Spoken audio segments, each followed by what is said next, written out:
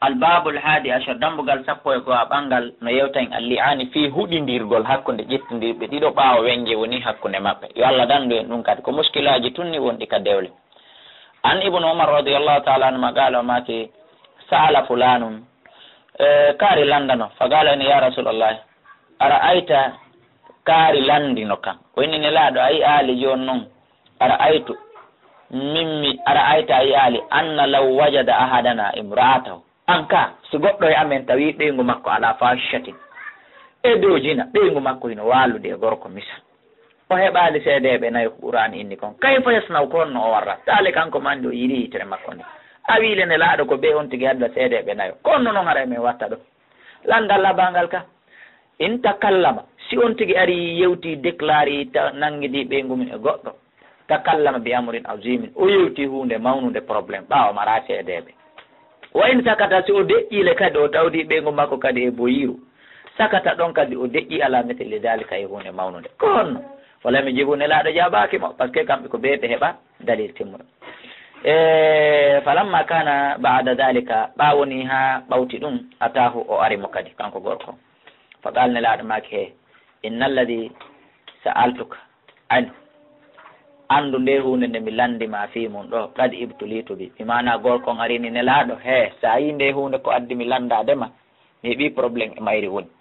ko ɗum waɗi addi mi landadema fa anzalallahu allahu on jippini al ayati ayaje fi surati nur ka suratu nur addugol ñawre mum fa talawunno alayhi nelaɗo jangguiɗe hoore makko o agahu o wajimo o dakkarahu o wajimo wa akhbarahu o humpitimo ayaje ɗen anna adaba duniya wonde dow ko lette aduna ahawanu ɓuuri hoyde min adabil akhirati ɗi lette laaɗo mana ko andingol mo yo huulo Allah ara o to ñaltingu makko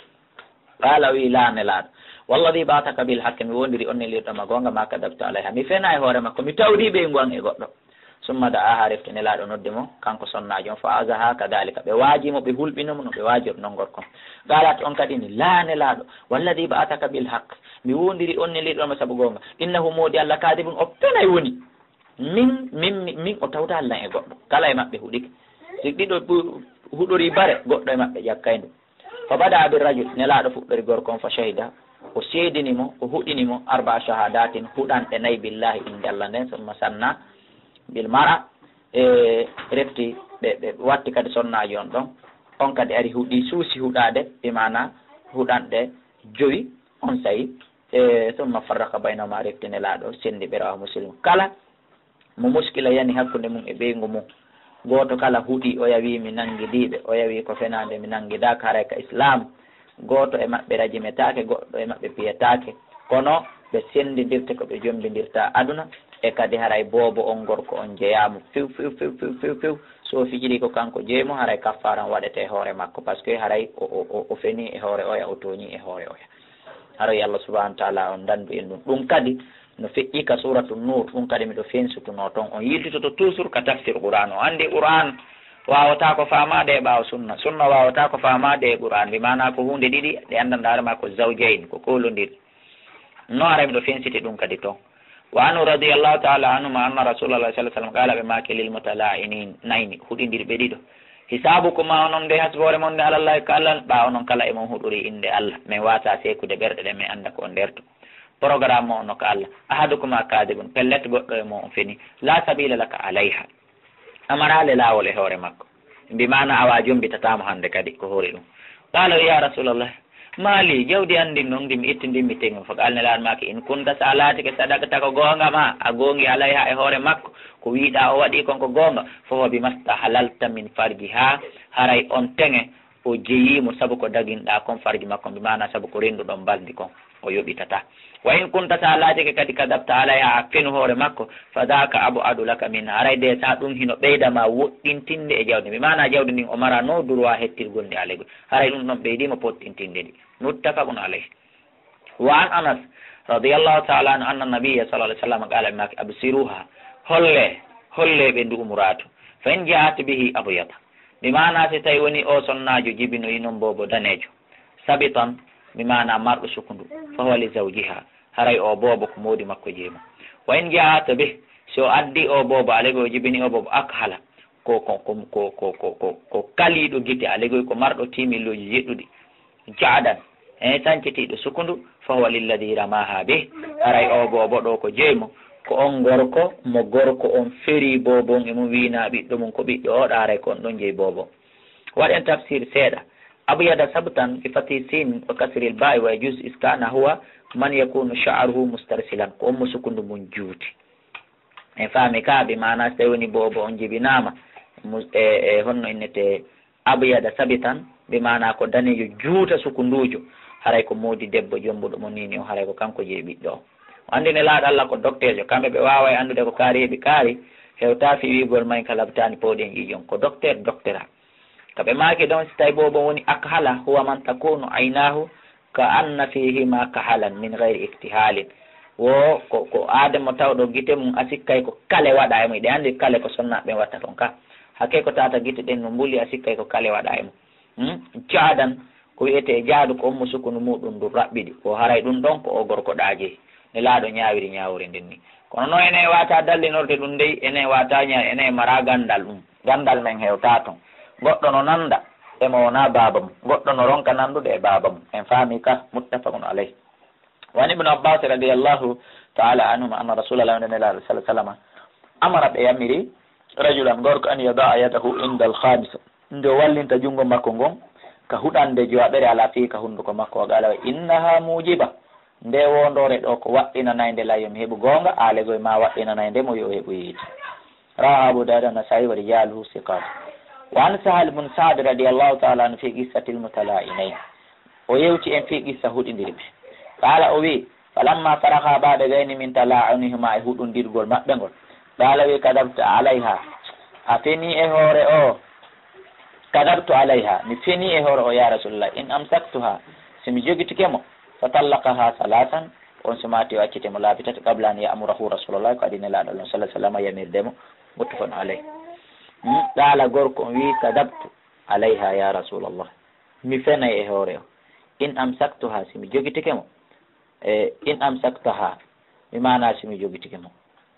en faami ka fatallaqaha salasan hande kadi o accitemo laabi tati ko adine laaɗo ɗon sallah sallam yamirdemo muttafaqun alayh وعن ابن عباس رضي الله تعالى عنهما أن رجلا نكرك جاء أرنو إلى النبي كأن باجل صلى الله عليه وسلم فقال إن امرأتي نصنع لا ترد بيد اللامسين أرد كتا جنغو ميمو دمو بمعنى عليك كلا مويدي وسلمو ديلاي كلا موي أجودو داي ويوتي داي نلادو هي كون نمي وقتا دون بالا نلادو ماكي غربها كوديمو عليك إتمو دونا بامو نكوري غوكا ونتاتون إنن هارو يدالي بيور بيبي وسلمو ديتل قالوا يه نلادو أخاف من هولي كدي an tatba'aha nafsi nde wonki yanki jokkatamo ton mi mana nde mi joɗoto mi miijo fi makko mi wona e sunagol fi makko kadi dalmilaɗo maki a fastam te mbiya awadakmito e makko mi mana wondu e makko e hoore ɗum muñoɗa rawa abu dawud al-bazzar wa rijalu siqat wa akhrajahu an-nasa'i min wajhin akhar ɓeno yaltini hadise on e banggal go an ibn abbas ko ƴetta abdoullah ibn abbas bi lafsin e konngol qala wi elaɗo maki awa joni e tata ɓunnu ɓa inni e joni hiɗa huli wata wonki makko kin makin jokkutumo sunoɗa fi makko hiɗa huli kadi fi worɓe ɓen ɗo jon talligo a accutumo ngal nelaɗo maɓɓe ala gorko wi laawo ye mi accitatamo asbiru anha nelaɗo mi muñoto par ce que mo weela ɗal nelaɗo maki a famsi ka jogitomo yone ana ya accuto donc aray ko andigol en fis tawi woni sonnama fokkiti addugol piiji wono jindugol a waligoye hunde nde hawranama ko ya jogitomo waajoɗamo a muñoɗa e hoore mum waajoɗa hulɓina so tawi no gasude so tawi woni ala gasude rewa e laawol wiyagol ngol on abi hurayrata radiallahu taala anhu annahu no kanko sami o nani rasulallah ni laaɗo sallah sallam yaggole ɓe maka hina nazalat ayatil mutala'inain tuma nde oɗo aya huɗidirto cippino kanuro laaɗo make ayyuma imra'atin kala sonnaji adhalat ala qawmin natuɗo e suudu yimɓe natuɗo ka yimɓe goo man laysa minhum on mo tawata o jeydaka e maɓɓe aligoy na fami makko fa laysatun min allahi fi cheyin haray o wona puska allah haray hunde o kontaka ka allah walan yudkhilaha allahu aljanna e pi allah nadatamo aljanna wa ayyuma rajulin kala gorko kadi jahada waladaw yedduɗo ɓiɗɗo mum andi ken ko an heɓini o debbo saabu ngay goto inna minna ɓiɗɗo on ni mi yaltumi accimo ɗo na o sowiɗo ko ɓawamo jindi wa huwa yanzuru ilayhi tawale kanko tigui mo suti e paade bobo mo andi ko ɓiɗɗo makko istajaba allahu an oɗo kadi allah on heydinaymo mi mana e natugol aljanna o allah on pottinaymo e aljanna o wa fada o wirtoyama kadi ala ru'usil awwalina wal akhirina e hoore deban adiɓe mayde adaɓe taguede e sakkitaɓe taguede foof Allah darna meso maɓɓe fof bimana o wirta ɓe ñande darga akhaja Abu Dawud an-Nasa'i ibn Majah wa sahahu ibn Hibban wa an Umar radiyallahu ta'ala an qala maki man aqarra bi waladi kala ñiɓinɗo ɓiɗɗo mum tarafata ayni e yeru leppango yitete falaysa lahu haray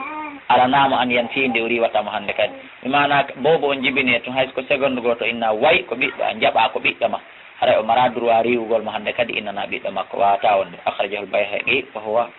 hasanun mawqufun hadise wulure e temedere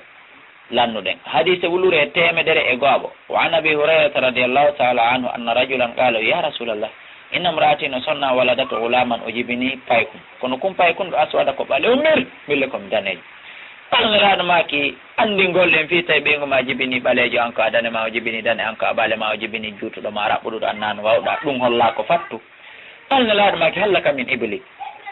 taw siɗa mari ngeluɗi qala wi naam miɗo mari ngeluɗi ɓalniraɗo maki fama alwano a kon ɗoni noneji majji on kon noon ɗi couleur majji qala wi humurun ko ɗi boɗeji qala nelaɗo lande mo hi hal fiha min awrak taw sino e nder ngeloɗi mani ɓa inni an ko boɗeji taw sino e majji toon danewe seeɗa ma ɗum ɓalewe taw so tawi woni hino ɗum hino e majji toon ɓe landimo qala wi nam hi dey goɗɗi jilluɗi ɓale no toon jilluɗi dane kadi no toon qala nelaɗo maki fa anna dalika kono noon ɗum woniri qala wi la allahu naza'ahu irko no gasa haray ko ɗaɗɗol goo e geloɗi goo jokkiti kum boboti hum ɗon hara ko ɗum waɗi sikon nande toon qala nelaɗo maki fala allah ibnaka ano gasa ɓiɗɗo ma an kadi haada oɗo naza'ahu irgun ko ɗaɗi goɗɗo goo pooɗi mo mi wana wono jawirɗa noon mba gelobaɗa ko an jeyi gasa mba ñimbu tun couleur goɗɗi goo a ko noon ɓiɗɗo ma kadi gasa ko ɗum rawninimo ma ɓawlinimo ma juutinimo ma raɓɓinimo ma waɗimo jogiɗo sukundu ma labinimo ma kaninimo ɗum ɗon ñawetake taskortake na dalil kullu ɗum wona ɓiɓɓe ma few muttafaqun alayhi wa fi riwayatil muslim wa yu'arridu tawi mo weeɓitude ko wonno addirde in argument ben yan fi ko nde o riwata ɓiɗɗo makko on waɗana ɓiɗɗo